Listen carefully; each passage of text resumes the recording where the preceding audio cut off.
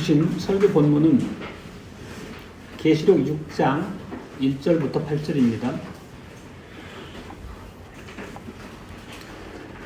내가 보매 어린 양이 7인 중에 하나를 떼시는 그때에 내가 들으니 네 생물 중에 하나가 우레소리같이 말하되 오라 하기로 내가 이에 보니 휜 말이 있는데 그 탄 자가 활을 가졌고 면류관을 받고 나가서 이기고 또 이기려고 하더라. 둘째 인을 떼실 때에 내가 들으니 둘째 생물이 말하되 오라 하더니 이에 붉은 다른 말이 나오더라. 그 탄 자가 허락을 받아 땅에서 화평을 제하여 버리며 서로 죽이게 하고 또 큰 칼을 받았더라. 셋째 인을 떼실 때에 내가 들으니 셋째 생물이 말하되 오라 하기로 내가 보니 검은 말이 나오는데 그 탄 자가 손에 저울을 가졌더라. 내가 네 생물 사이로서 나는 듯하는 음성을 들으니 가로되 한 데나리온에 밀 한 되요 한 데나리온에 보리 석 되로다. 또 감람유와 포도주는 해치 말라 하더라. 넷째 인을 떼실 때에 내가 넷째 생물의 음성을 들으니 가로되 오라 하기로 내가 보매 청황색 말이 나오는데 그 탄 자의 이름은 사망이니 음부가 그 뒤를 따르더라.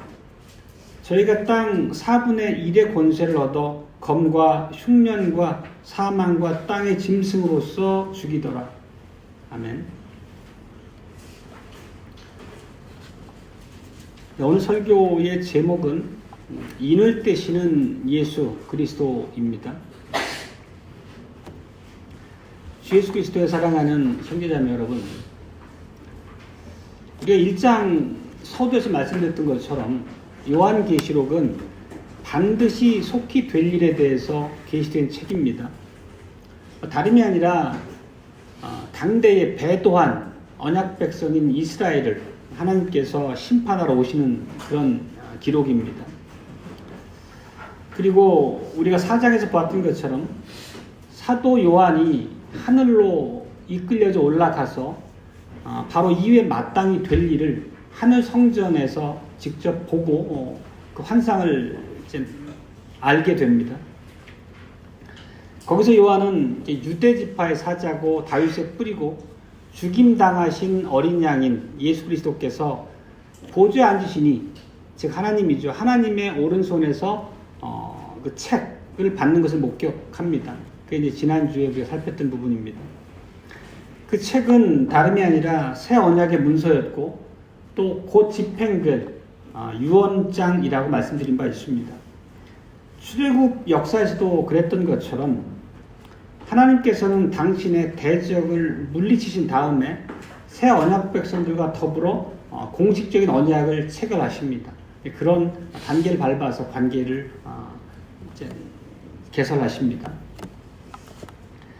이렇게 하나님 보좌에 앉으신 하나님의 우편 손에 들린 책은 언약의 책이고, 달리 말하면 원수를 파멸시키기 위한 하나님의 진노가 담긴 책이기도 합니다. 우리가 오늘 읽은 본문에서 보면 그 책들이 7개의 인으로 인봉되어 있는데 그 7개 중에 4개의 인이 차례로 떼어지는 것을 읽었습니다. 이 내용을 보면 하나님과 또 그리고 하나님의 언약 백성인 신약 교회를 대적하는 원수인 그 배도한 이스라엘 백성을 향한 하나님의 심판의 메시지입니다. 우리가 하나 좀 기억하고 넘어갈 부분은 여기서 언급되는 모든 순서들이 연대기행 순서, 연대기행 사건의 전개로 이해할 수는 없다는 것입니다. 그런 이제 이해는 가지고 오늘 말씀 듣도록 하겠습니다. 그 근거를 보면 이제 첫째 인과 다섯 번째 인이 떼어질 때는 아무런 그 심판, 재앙에 대한 것이 나타나지 않은 것을 그 근거로 말씀드릴 수 있겠습니다. 그리고 인이 차례대로 떼어질 때마다 각양 색깔의 말이 나타나고 그 말에 탄 자가 등장합니다. 이들은 당연히 이스라엘을 향한 하나님의 심판을 집행할 하나님의 사자들입니다. 대리자들이라고 볼 수 있습니다. 그리고 4장 설교에서 이제 말씀드린 바 있는데 4라는 숫자는 이 땅과 관련이 있다 말씀드린 바 있습니다. 즉, 그 성경에서는 상징적인 의미로 땅을 사각형으로 묘사하기도 하고 제단의 형상을 따라서 그렇게 땅에 대한 묘사를 하곤 합니다. 그 얘기는 오늘 이제 네 마리 말이 그 배도한 이스라엘을 향한 하나님의 국가적 심판, 배도한 이스라엘이 살고 있는 그 해당 땅에 대한 하나님의 전폭적인 그런 심판으로서 우리가 이해할 수 있습니다. 그리고 우리가 이것들을 해석할 때 말과 말을 탄 자를 따로 그 의미를 부여해서 해석할 것이 아니라 말과 말 탄 자를 하나로 묶어서 이스라엘에게 내려지는 그런 심판으로 해석하는 것이 합당할 것입니다.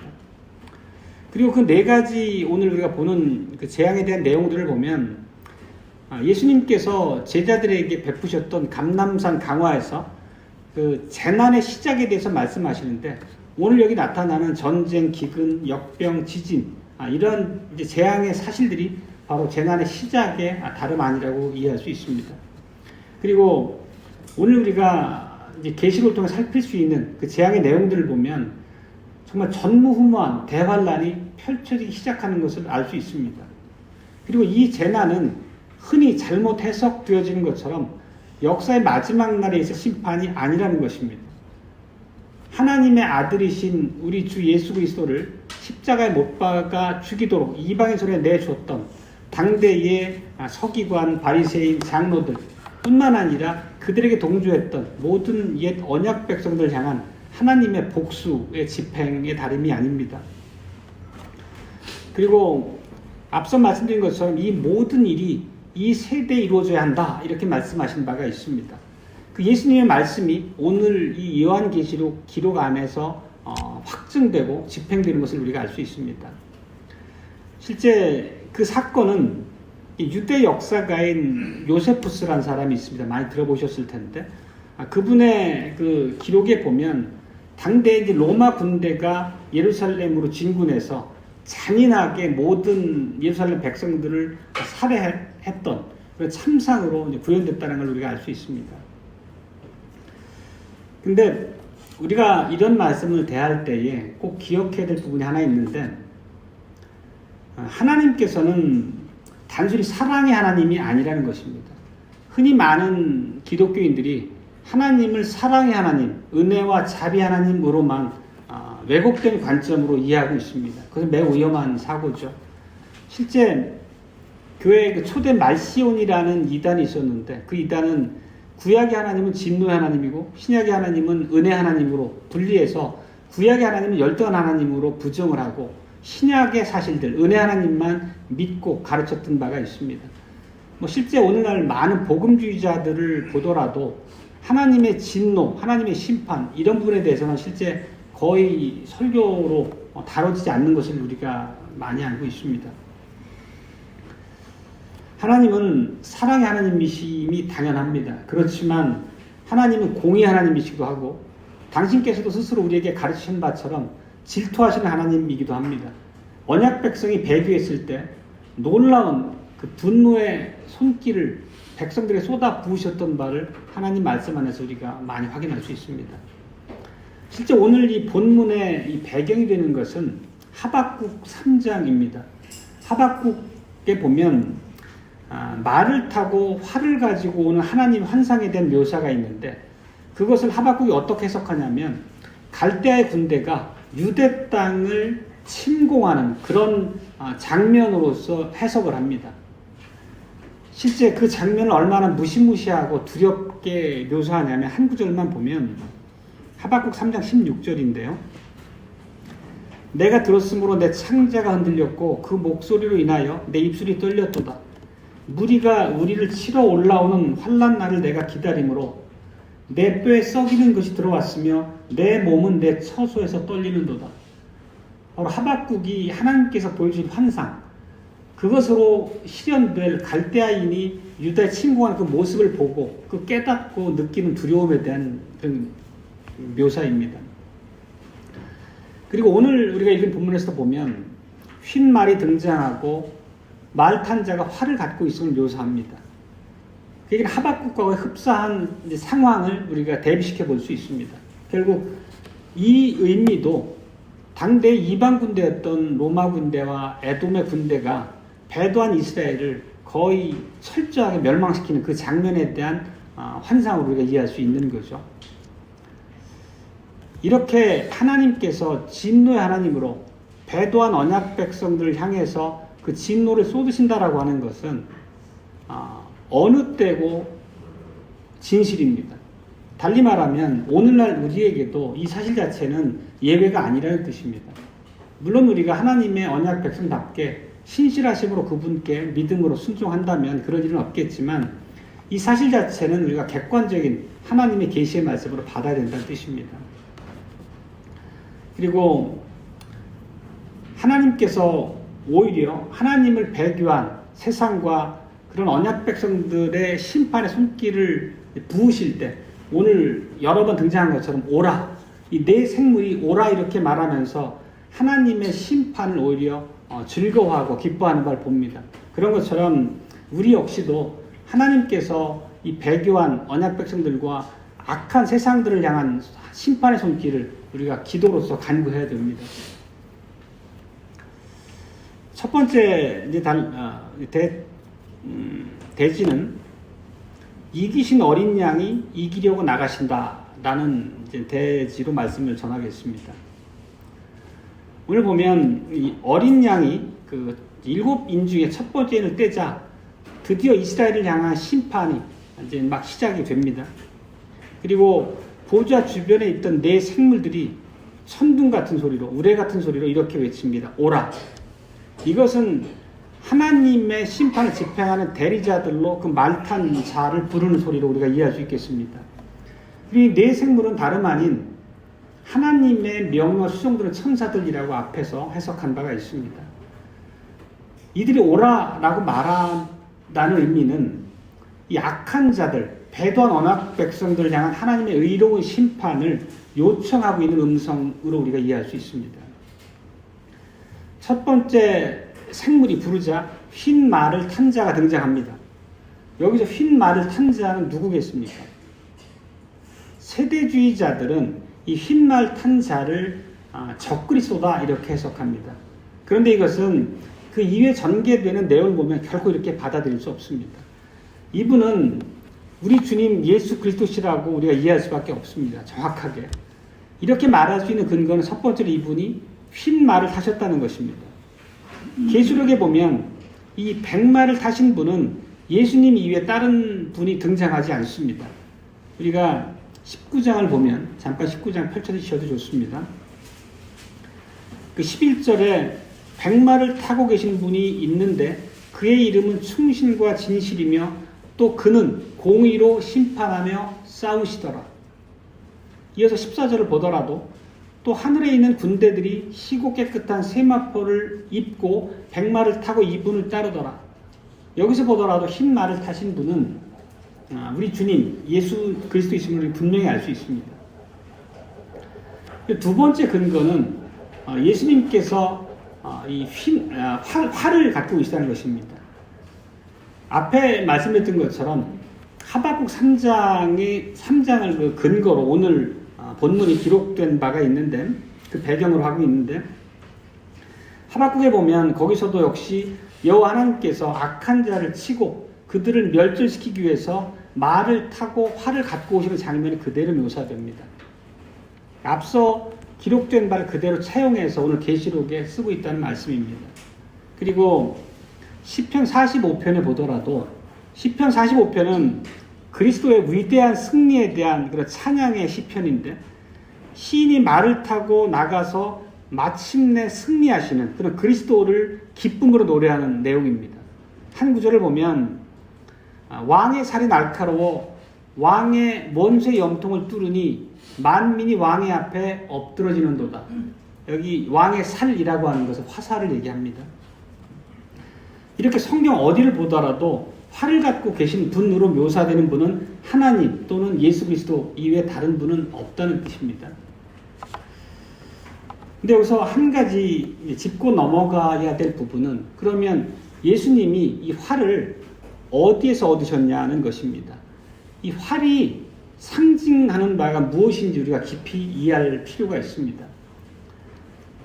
우리가 창세기로 돌아가 보면 홍수가 끝나고 이제 노아 가족이 육지에 내렸을 때 노아와 더불어 하나님께서는 언약을 갱신하십니다. 새롭게 노아와 언약을 체결하시는데 그 내용은 더 이상 이 땅에 전쟁을 하지 않겠다. 달리 말하면 다시는 홍수로 이 땅의 생명들을 심판하지 않겠다는 약속을 하십니다. 그리고 그 약속의 증거로 무지개를 하늘에 두셨다는 것을 우리가 다 기억하실 겁니다.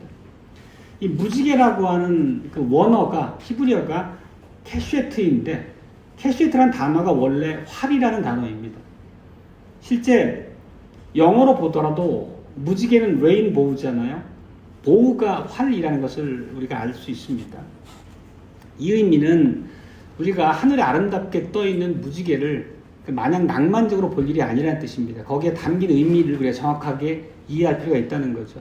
실제 하나님께서 그렇게 무지개를 두신 의미 우리들을 위해서라는 것을 우리가 알 수 있습니다.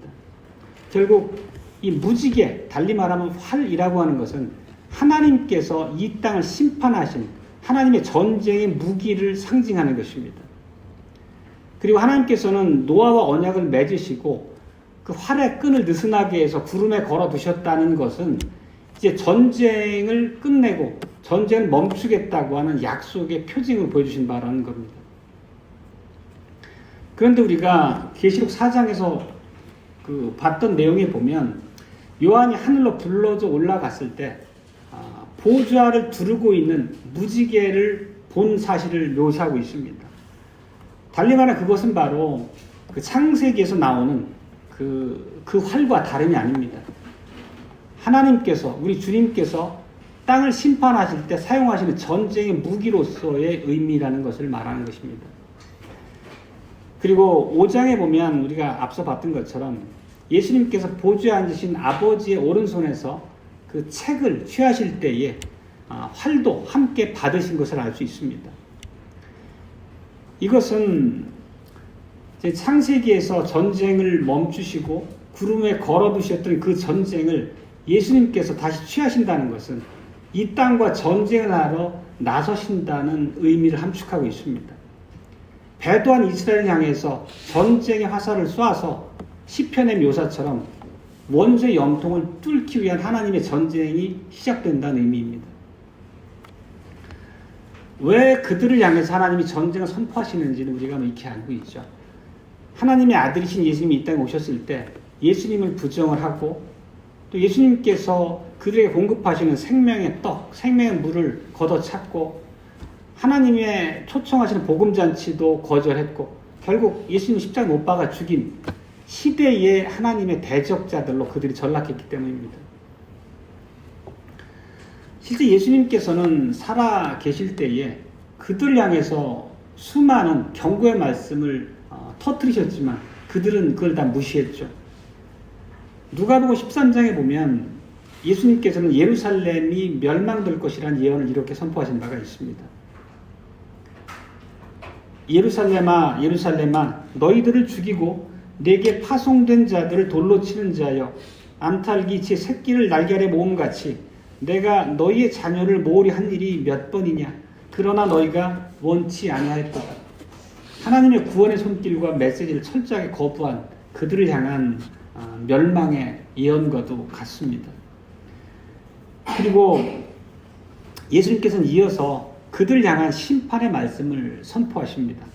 그 35절 말씀입니다. 누가복음 13장. 보라 너희 집이 황폐하여 버린 바 되리라. 내가 너희에게 이르노니 너희가 주의 이름으로 오시는 이를 찬송하리로다 할 때까지는 나를 보지 못하리라. 그리고 주님은 정확하게 감람산 강화에서 말씀하셨던 것처럼 이 세대가 지나가기 전에 그들을 심판할 이 땅에 오시는 바가 오늘 묘사되는 그 내용입니다. 그것이 정확하게 AD 70년 어간에 이 말씀이 로마를 통한 예루살렘의 진멸로서 실현된 것을 우리가 봅니다. 히브리서 기자도 예수 그리스도를 저버렸던 언약 백성을 향해서 이렇게 무시무시한 경고를 쏟아놓으셨습니다. 히브리서 10장 26절부터 31절까지입니다. 우리가 진리를 아는 지식을 받은 후 짐짓 죄를 범한 즉 다시 속죄하는 제사가 없고 오직 무서운 마음으로 심판을 기다리는 것과 대적하는 자를 소멸할 맹렬한 불만이 있으리라. 모세의 율법을 폐한 자도 두세 증인을 인하여 불쌍히 여김을 받지 못하고 죽었거든 하물며 하나님 아들을 밟고 자기를 거룩하게 한 언약의 피를 부정한 것으로 여기고 은혜의 생명을 욕되게 하는 자의 당연히 받을 형벌이 얼마나 더 중하겠느냐. 너희는 생각하라. 원수 갚는 것이 내게 있으니 내가 갚으리라 하시고 또다시 주께서 그의 백성을 심판하리라 말씀하신 것을 우리가 아노니 살아계신 하나님의 손에 빠져들어가는 것이 무서울진저. 참으로 살떨리는 경고의 말씀입니다. 그렇지만 우리도 겸손히 이 말씀 앞에 서야 됩니다. 이러한 말씀은 배도한 유대인들만 향해서 하신 말씀이 아닙니다. 오늘 방금 읽은 그 히브리서 말씀 앞부분처럼 진리의 아는 지식을 받은 후 짐짓, 달리 말하면 고의적으로 일부러 이 죄를 범한다면 그들에게도 무서운 하나님 심판이 임할 것을 경고하는 것입니다. 여기서 고의적으로 짐짓 죄를 범한다는 것 자체는 단순히 하나님의 계명을 연약함으로 어기는 그런 사실 정도를 말하는 것이 아닙니다. 그것은 히브리서의 말씀처럼 하나님의 아들을 짓밟는다는 것은 거룩하게 한 언약의 피를 부정한 것으로 여기고 하나님께서 부여하신 은혜의 생명을 욕된 것으로 걷어차는, 거절하는 그런 끔찍한 죄를 가리키는 것입니다.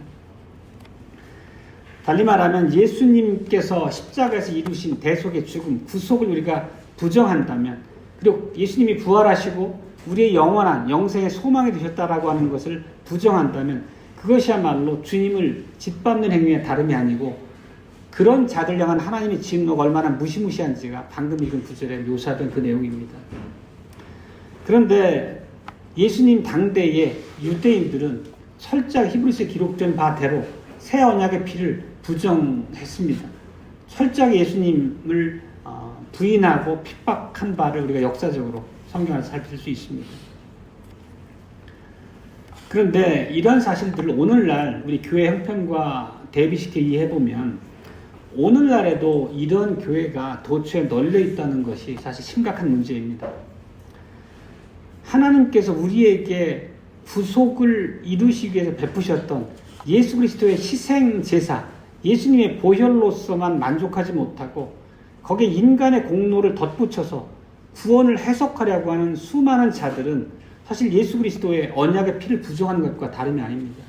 대표적으로 이행층이 즉 선함으로서의 공로의 가치를 부여하고 우리 구원의 근거로 삼는 로마 캐톨릭 같은 경우가 대표적이라 볼 수 있습니다. 또 우리가 돌트신경을 통해서 살폈던 것처럼 알미니안들도 다름이 아닙니다. 알미니안의 주장이 뭔가요? 결국은 그들의 주장을 대충 요약해보면 인간이 타락한 이후에 하나님께서는 구원의 조건으로 율법에 대한 순종을 두셨는데 사람이 연약해서 율법을 다 지킬 수 없다. 그래서 하나님께서 아차 싶어가지고 예수님을 이 땅에 보내셨고 예수님을 믿음으로 자기의 자유의지로서의 선택으로 예수님을 믿으면 구원을 주시는 방식으로 구원 얻는 그 허들을 낮추셨다. 이렇게 주장하는 게 알미니안이었지 않습니까? 결국은 사람의 자유의지로서의 하나님의 그 구속하신 방식을 믿고 선택하는 구원의 근거를 사람의 자유의지에 뒀다는 거 하는 것 자체가 예수님의 언약의 피를 부정하는 것과 다름이 아니라는 것입니다. 실제 이러한 하나님 말씀에 대한 해석 입장을 취하는 사람들은 매우 많습니다.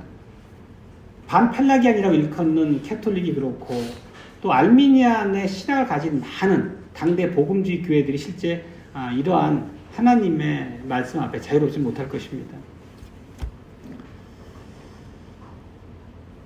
하나님께서는 당신의 사역을 거부하는 자뿐만 아니라 당신께서 가르치신 계시의 사실에 정확하게 창념하지 않고 왜곡하고 변질시키는 자들까지도 당신의 원수다 이렇게 말씀하십니다.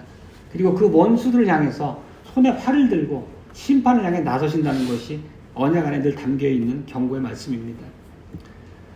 우리들도 이 새 언약의 복음 그 내용에 우리가 곡해함이 없이 변개함이 없이 순전하게 정직하게 그 말씀들을 대면하고 그 앞에 서야 될 것입니다. 그렇다는 얘기는 실제 교회 역사 안에서는 이 복음이 거부된 사례가 너무도 많습니다. 복음이 거짓 복음으로 변개된 사례가 아주 많습니다. 그런 위기의 순간마다 어떻게 그 복음이 순수하게 보수되고 파수됐는지 우리 언약의 선배들의 그 수고를 살피는 것들은 우리한테 매우 중요합니다. 실제 우리가 새 일지신조를 배우고 해설들 하나하나 살피면서 우리 신앙의 근거를 잡는 것은 이런 노력의 일환으로 우리가 하는 것으로 이해할 수 있겠습니다.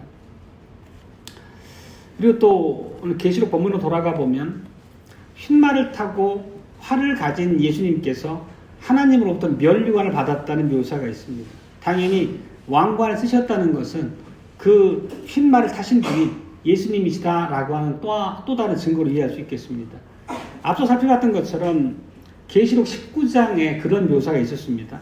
계시록 19장 묘사를 잠깐 일부만 제가 인용해 보면 백마를 타신 분의 이름이 충신과 진실인데 그분이 많은 면류관을 갖고 공의로 심판하며 싸우시고 그 싸움에서 끝내 승리하신다. 이런 내용이 19장에 담겨 있습니다.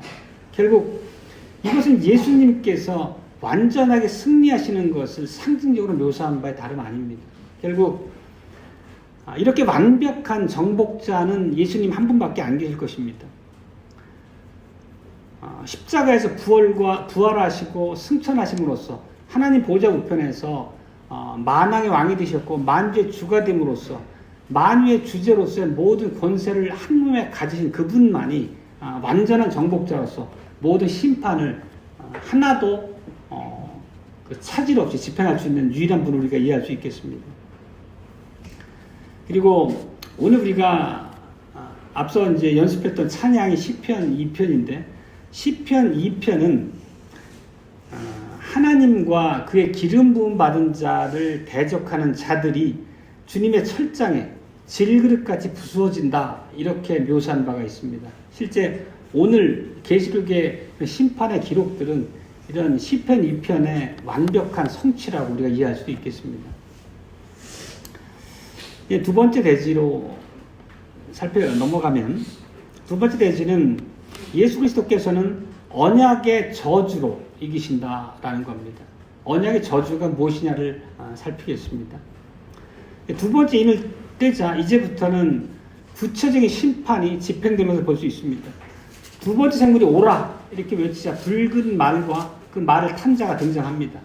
그리고 그에게는 어떤 권세가 부여됐냐면 땅에서 평화를 제거할 권세, 사람들이 서로를 죽이도록 하는 권세, 또 큰 칼을 받았다고 묘사되고 있습니다.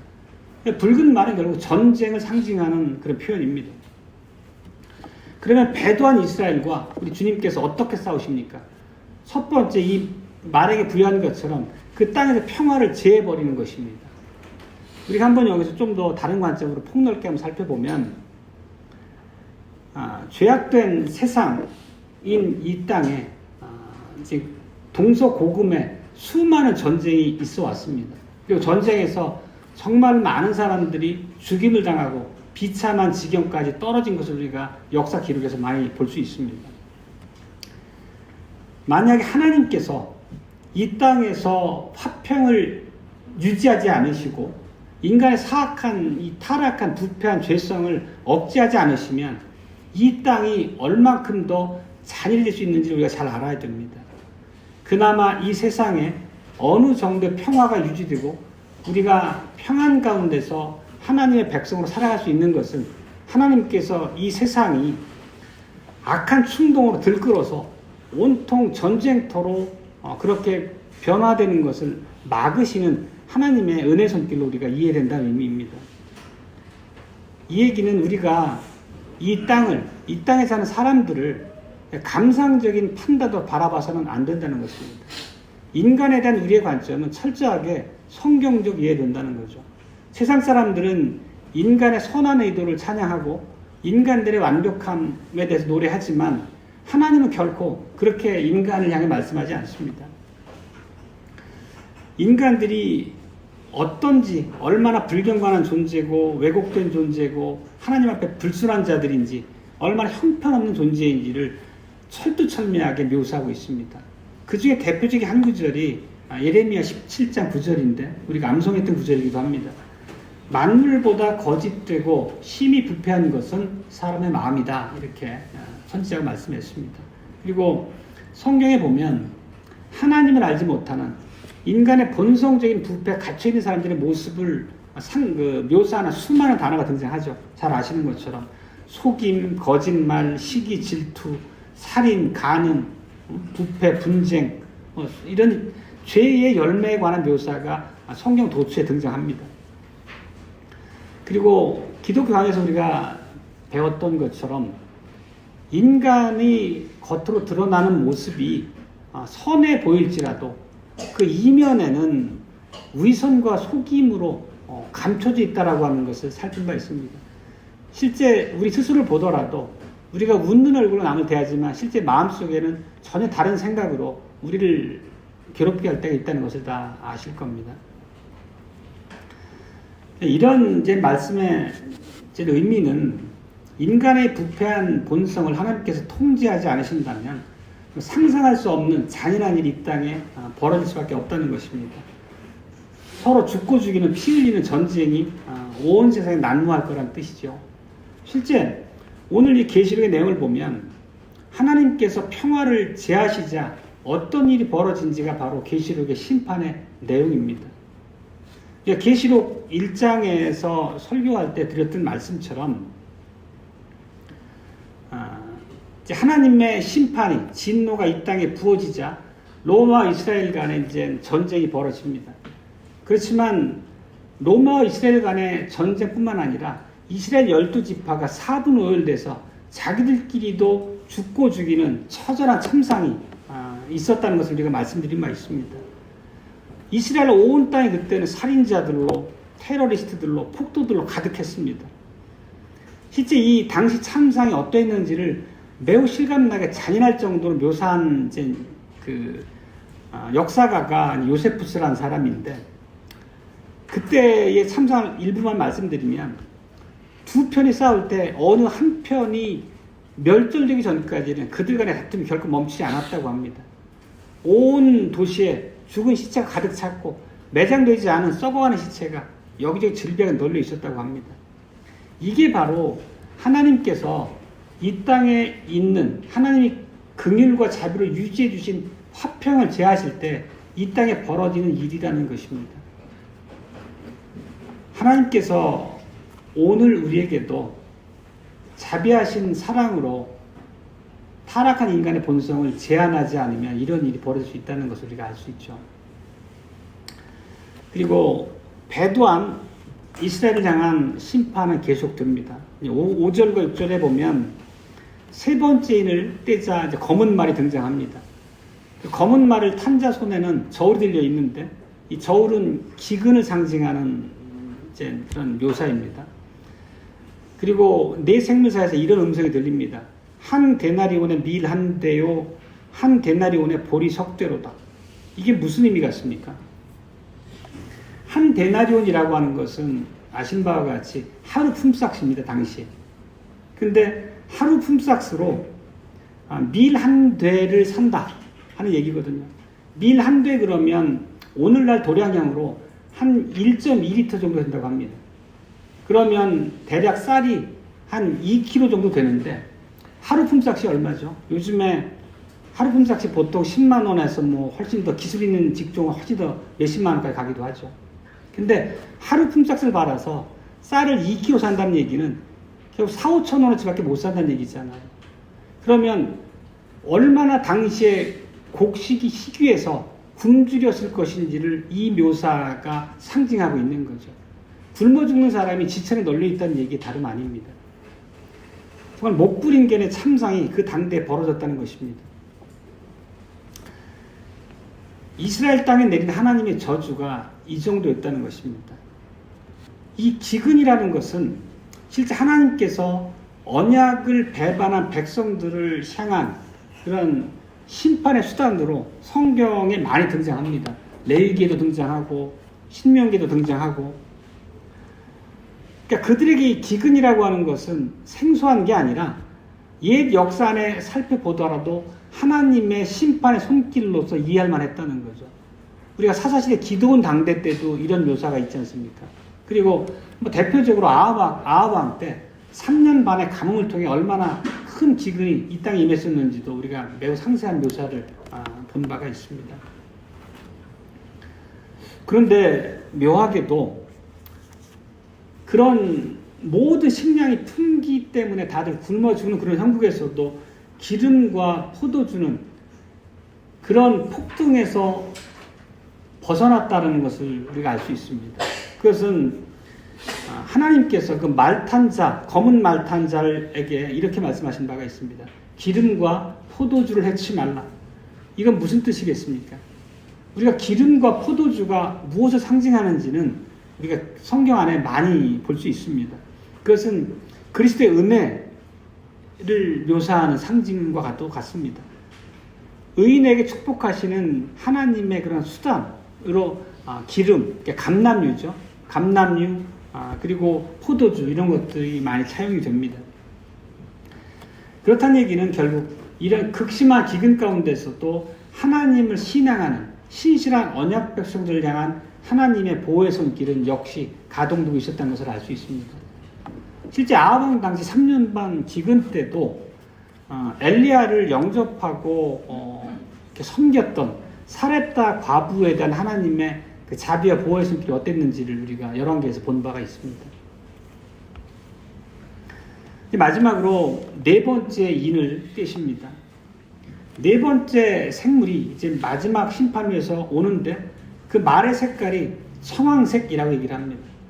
청황색은 영어로 이 페일입니다. 페일인데 페일은 창백하다는 단어거든요. 결국은 이 이제 청황색 말이라고 하는 것은 병들어 창백한 그런 얼굴을 하고 있었다는 거죠. 이것은 그러니까 죽음을 상징하는 것과도 같습니다. 실제 네 번째 말탄자의 이름은 죽음이라고 이렇게 불립니다. 그리고 그 뒤를 음부가 따르고 있다고 묘사합니다. 그리고 이 얘기는 예수님께서 생명의 권세뿐만 아니라 사망과 음부의 권세도 이제 예수님께서 가지고 계시다는 것을 알 수 있습니다. 온 피조세계의 모든 권세를 한 몸에 지니신 만왕의 왕이고 만주의 주이신 우리 주님이십니다. 그 주님께서 이스라엘 땅에다가 사망과 음부를 풀어놓은 것입니다.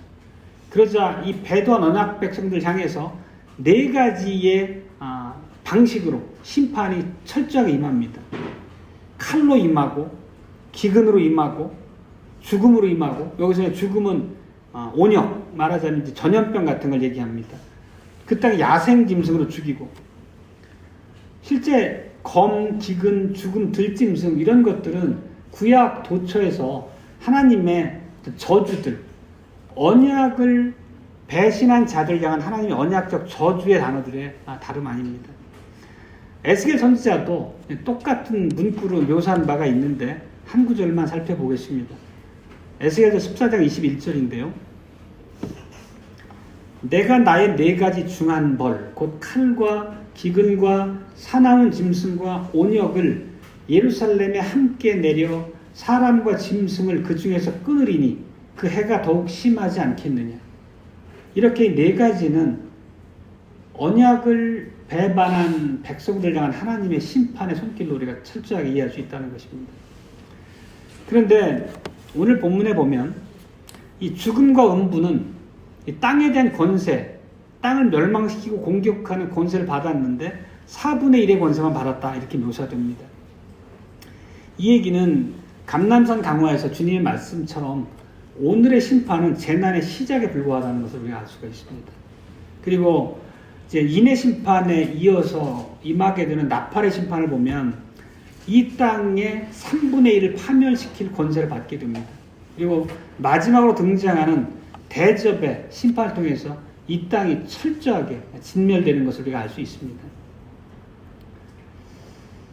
우리 주님께서는 죽으시는 날 밤 그 대제사장 가야바에게 신문을 받을 때 이렇게 말씀하셨습니다.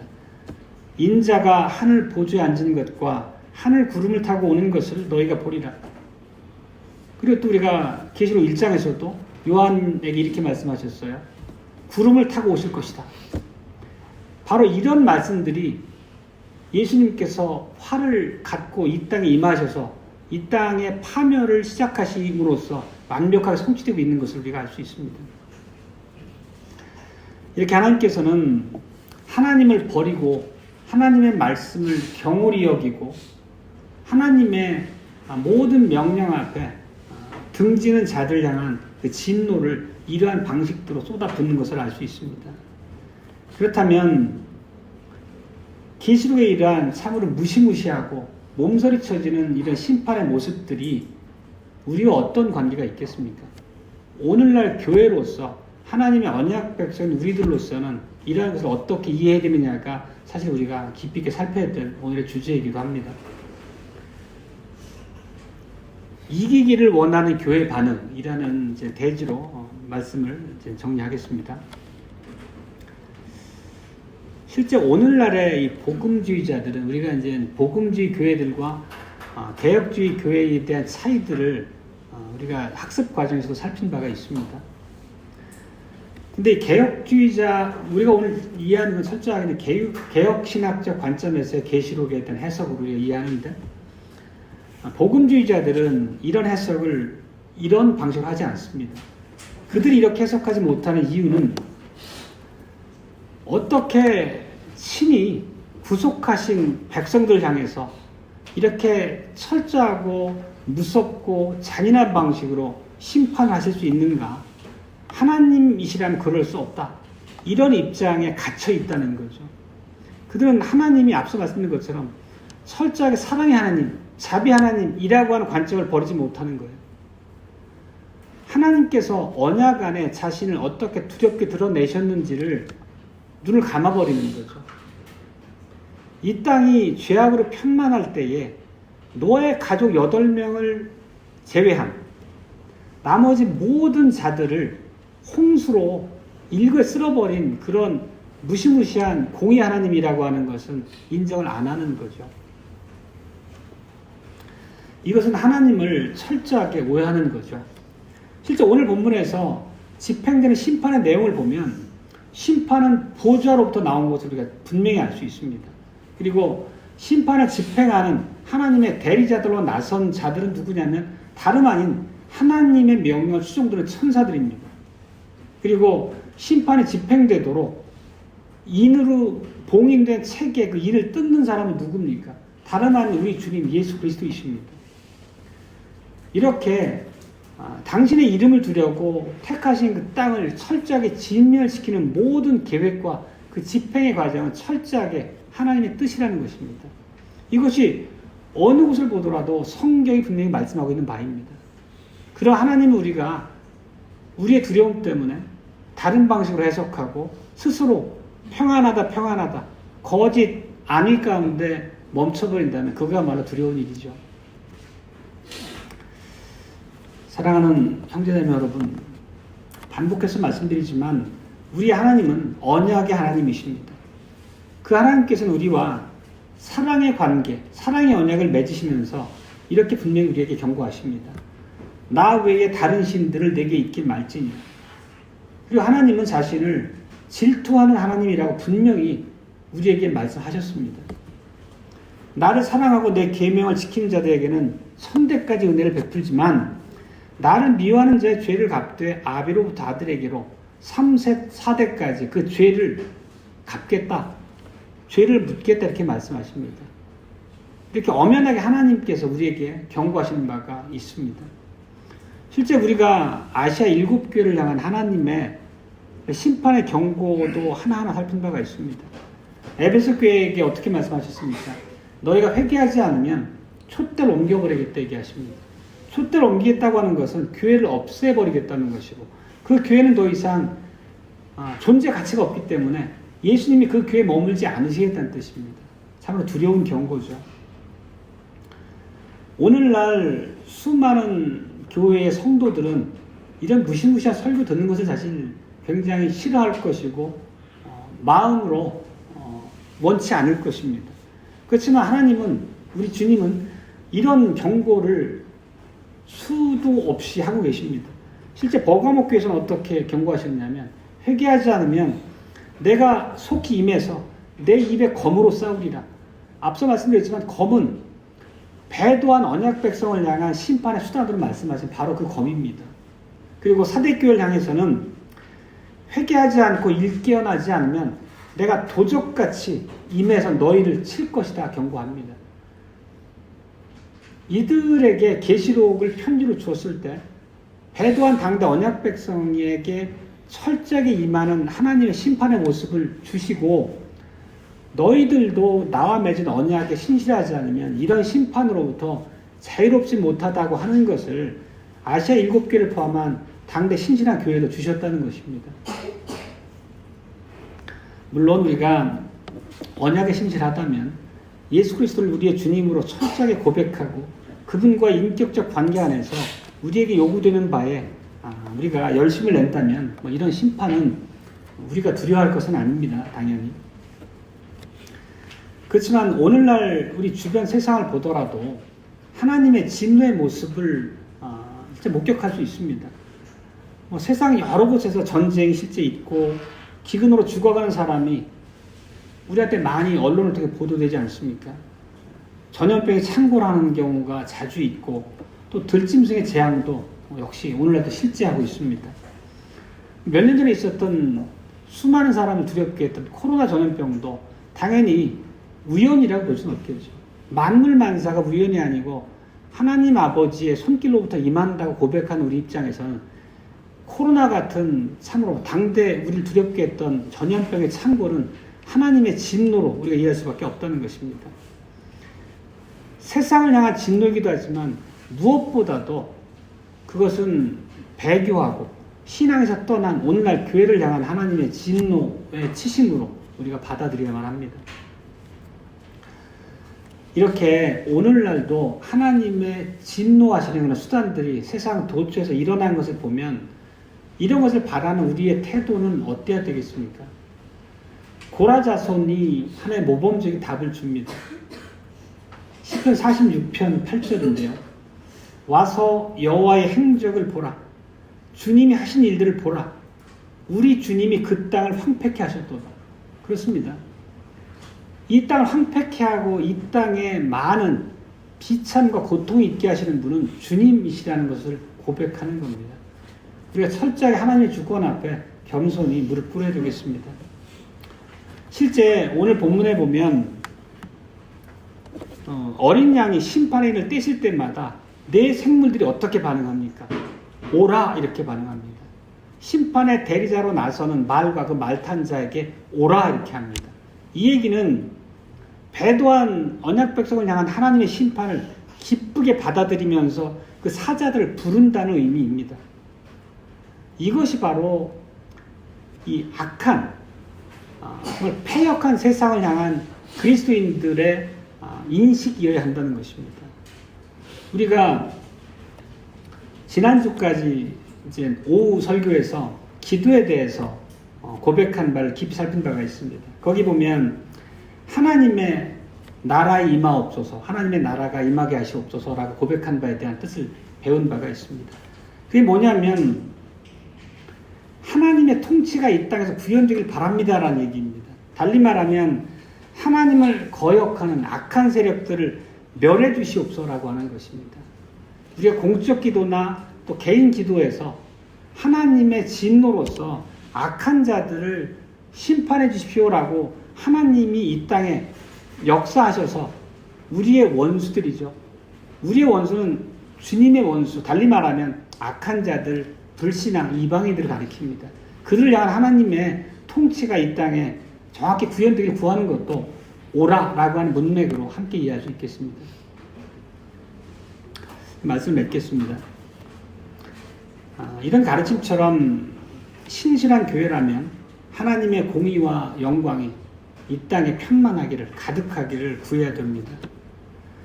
당대에 이 계시록을 편지로 받은 아시아의 7교회를 포함한 당대 많은 교회들이 이런 심판의 메시지를 읽고 나서 믿음으로 하나님의 심판이 속히 이루어지기를 구했을 것입니다. 우리 주님께서는 우리들을 향해서도 내가 실로 속히 오리라 라는 말씀으로 우리가 늘 깨어 있을 것을 우리에게 촉구하고 있습니다. 그렇다면 동일하게 우리도 믿음으로 이 말씀 앞에 화답해야 합니다. 마라나타, 주 예수여 어서 오시옵소서. 이게 우리의 고백이 되어야 되겠습니다. 네. 아멘.